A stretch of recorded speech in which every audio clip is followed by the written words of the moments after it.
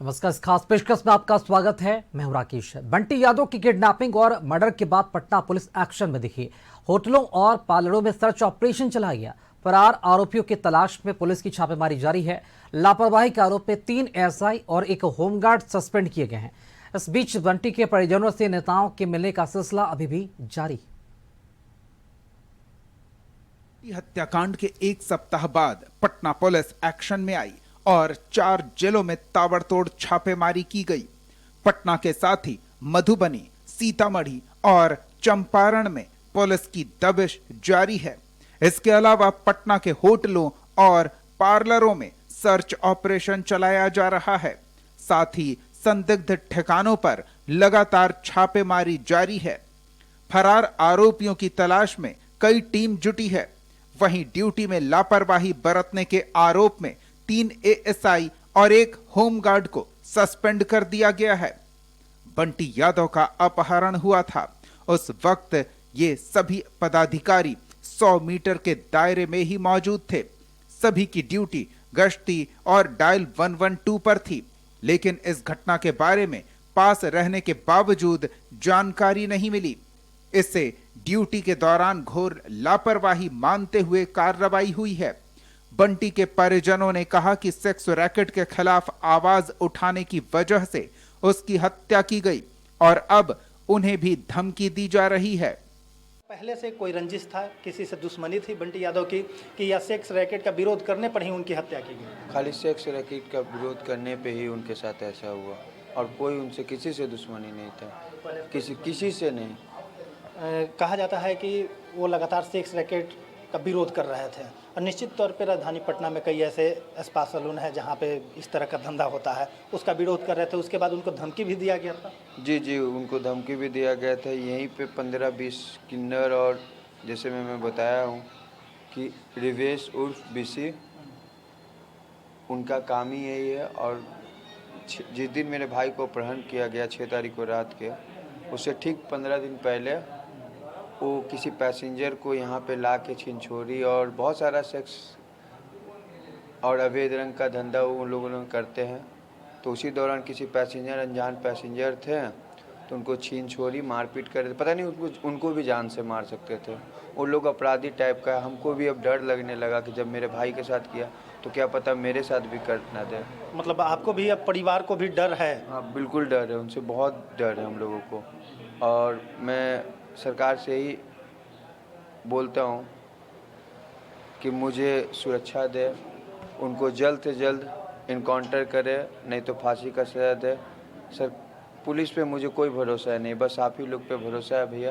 प्रशासन के कुछ जो लोग हैं जो लापरवाही बरते थे, यानी कि 4 पुलिसकर्मी को निलंबित किया गया है, जाँच की जा रही है, उस पर भरोसा? जी, अब तो पुलिस ही बता सकते हैं, कि पुलिस के बिना इनकाउंटर की मांग कर रहे हैं? जी, इनकाउंटर, बस इंसाफ चाहिए मेरा भाई के, क्योंकि आज मेरा भाई के साथ ऐसा हुआ, कल किसी और भाई के साथ नहीं हो। वो बहुत ही, आप देख सकते हैं, मैं खुद भाई हूँ, उनका छोटा भाई हूँ।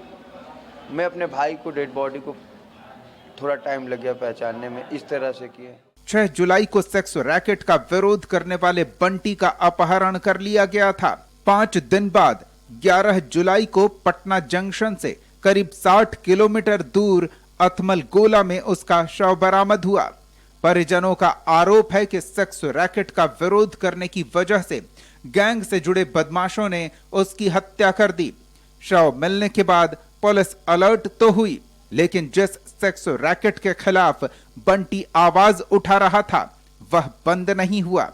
मंत्री रामकृपाल यादव न्यू करबिगहिया में बंटी यादव के आवास पहुंचे और पटना के सीनियर एसपी से मुख्य आरोपी की जल्द गिरफ्तारी की बात कही।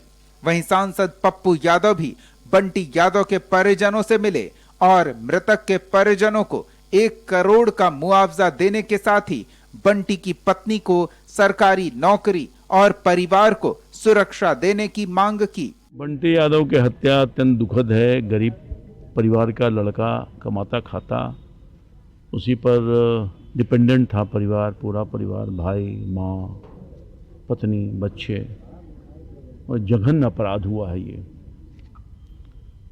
इस घटना की जितना निंदा की जाए वो कम होगा।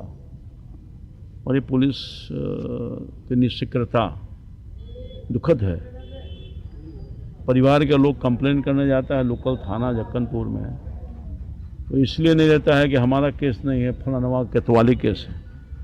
अरे तुमको 0 FIR करना चाहिए था और बाकी का ट्रांसफ़र करते, तो उसको इंटरटेन नहीं किया, कलप रही है, रो रही है।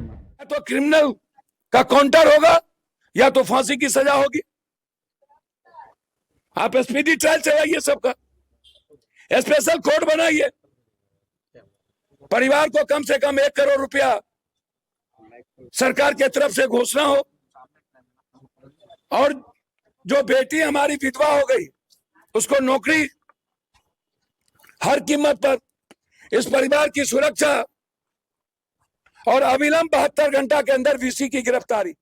बंटी यादव का अपहरण पटना जंक्शन के पास से हुआ था, जिसका CCTV फुटेज भी सामने आया है। कुछ लोग बंटी को धक्का देकर ले जाते दिख रहे हैं, जिसके बाद उसका शव अथमल गोला थाना क्षेत्र में मोकामा बख्तियारपुर 4 लेन के किनारे करजान गांव के पास मिला था। इस मामले में पुलिस की कार्यशैली पर सवाल उठ रहे हैं। बांकीपुर विधानसभा उपचुनाव के बीच इस किडनैपिंग और मर्डर को लेकर सरकार पर निशाना साधा जा रहा है और इसके बाद पुलिस कर्मियों पर कार्रवाई की गई। कशिश न्यूज के लिए पटना से नीरज उपाध्याय के साथ ब्यूरो रिपोर्ट।